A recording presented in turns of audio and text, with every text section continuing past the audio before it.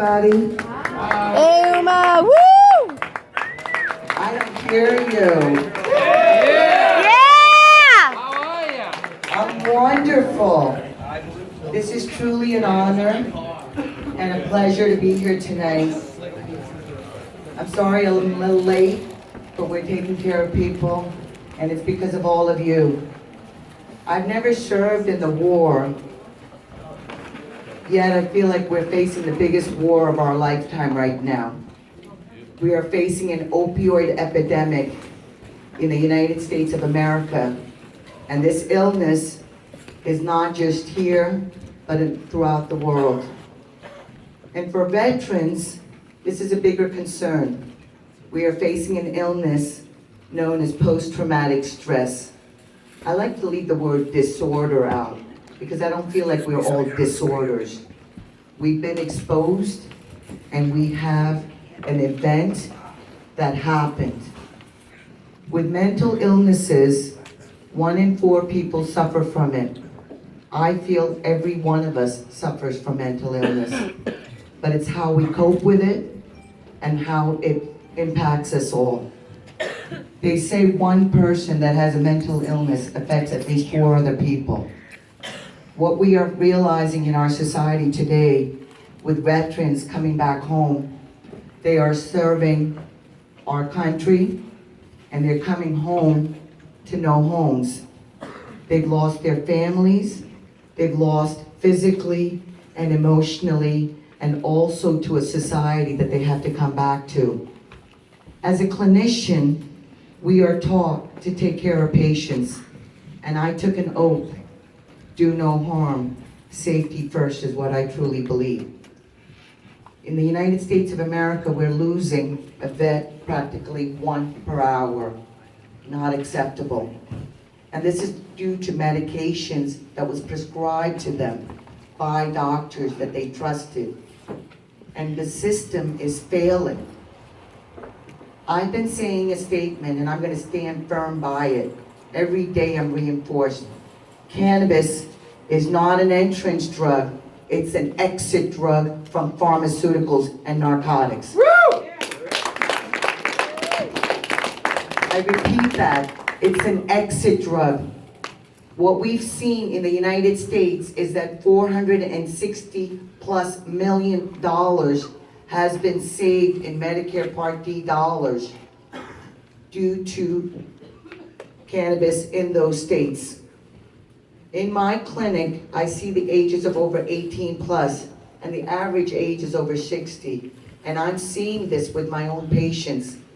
Every time we're seeing them getting off of a medication or reducing or even eliminating their opioids. This is huge. I can proudly say, I, Dr. Uma Dhanabalan, does not contribute to the opioid epidemic. I've now written a prescription for an opioid in over 8 years, and what we're realizing is that cannabis is not for everybody, but it should be a first-line option, not the last resort, folks. And right now, this government still doesn't get it. And what we're fighting right now for is the truth. I always say 3 words: educate, embrace, and empower. And that's what we're doing, folks. It's a 2-way street, because now we're able to talk about cannabis, and in the VA hospitals, you are allowed, and this was mandated by Dr. Petzel in 2000, you are allowed to be able to use cannabis in the states that it's legal, and you're not to be held back from getting any of your other benefits. And there are still veterans that are unable to talk to their doctors about this and still being alienated by their healthcare providers. Not acceptable any further. What I want each of you guys to remember is 3 facts that I want you to share with all your healthcare providers. Nobody has ever died from cannabis, number 1. Number 2, this was prescribed by doctors in the United States of America and in the pharmacopoeia from 1850 to 1942. Today, I do not get to write a prescription. I'm allowed to write a recommendation because it's in Schedule 1, along with heroin, LSD, and ecstasy. Again, not acceptable. Fact number 3, the reason that it's in the Schedule 1 is because we say that there's no medical use in the United States, that there's no medical research in the United States, and that there's a potential for abuse. Well, lies, lies, lies. Anything can be abused, not just cannabis. And for the addiction rates, it's about 9%. The US government not only has medical research in this country, they've used it in this country, and they have the patent number 6630507, October 7th, 2003. They've had this patent, and not just for one cannabinoid, folks, for all of the cannabinoids as an antioxidant and neuroprotectant. So we're being lied to, folks, and that is not acceptable to me. I've been talking about this, and I've been writing recommendations since 2012. I will continue to do this. I believe in this as a plant medicine, and everybody should have access to this. I want to see 3 things moving forward. I want the endocannabinoid system taught to everybody, everywhere.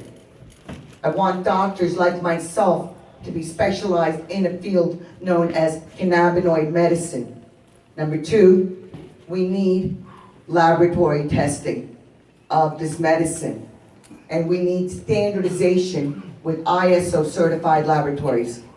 Number 3, we need to see labels. Just like any other product, this is consumed by people. We need a label, and I like to see it in a round dial so we can see percentages. And maybe an outer dial that can also show terpene profiles. That's what I'd like to see moving forward. All of you have a part in this. The word is called stigma. Stigma is what's holding us all back. Slowly, people are able to talk about this. So I always say, ask your healthcare provider, what do they know about cannabis? What do they know about the endocannabinoid system? And you'll be surprised. I truly believe everybody knows somebody that can benefit from this. You don't have to use this, but please open your hearts, open your minds. I leave you with my words: educate, embrace, and empower. I love you all. Thank you very much. Woo! Woo! Woo! Dr. Uma! Thank you.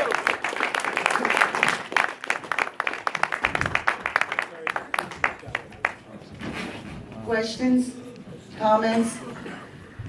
Can we clone you? Absolutely. That's all I got.